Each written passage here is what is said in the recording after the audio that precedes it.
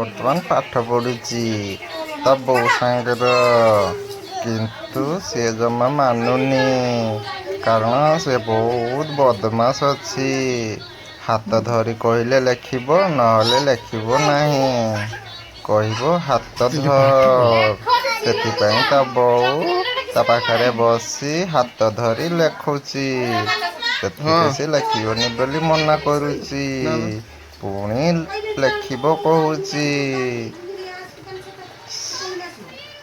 ତାପରେ ସିଏ ବଦମାସି କରୁଛି, ବଦମାସି କରି ନିଭି ଦଉଛି ତା ମା।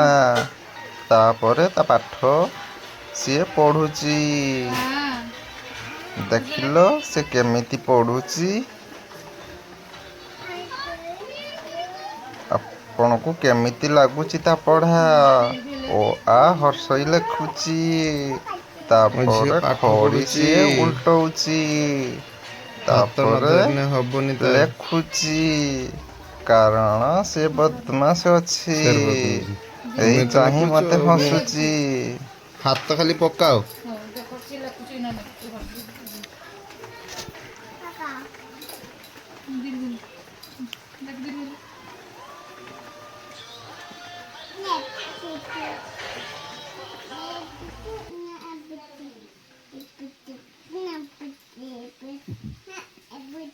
ଏଇଟା ମାଡ଼ ଖାଇବେ ତା କନମୁଳି ସେକି ଦିବି। ତାପରେ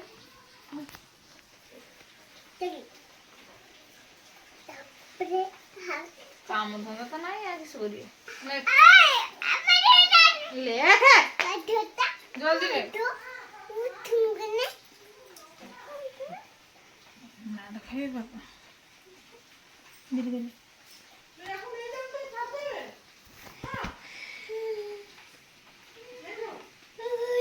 ଫାଙ୍କୁଡ଼ା ଫାଙ୍କୁଡ଼ା ହର୍ଷ ହର୍ଷ ହର୍ଷ ଶୀଘ୍ର ଶୀଘ୍ର ଲେଖା। ହର୍ଷ ଲେଖ।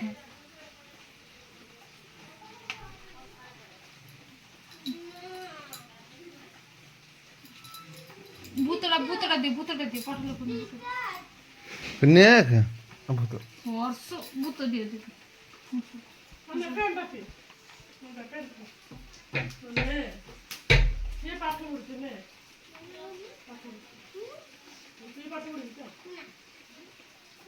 লেখ জলদি দীর্ঘ।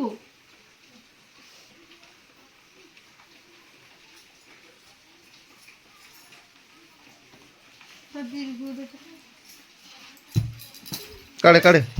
এইটি বসছি তাকু অঙ্গনবাড়ি সে যাব, সে অঙ্গনবাড়ি যাব।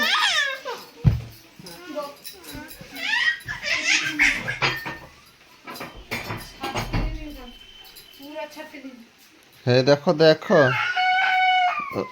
ବୁଲିତେ ଯିବୁ ବୋଲେ ରାଗିକି କାନ୍ଦିକି ଶୁଇଛୁ। ଆମ ମାମା ଆଏ ନେଖିଦେଇକି ଶୁଇଛୁ, ତାପରେ ଯିବୁ ଖେଳିତେ। ଆଏ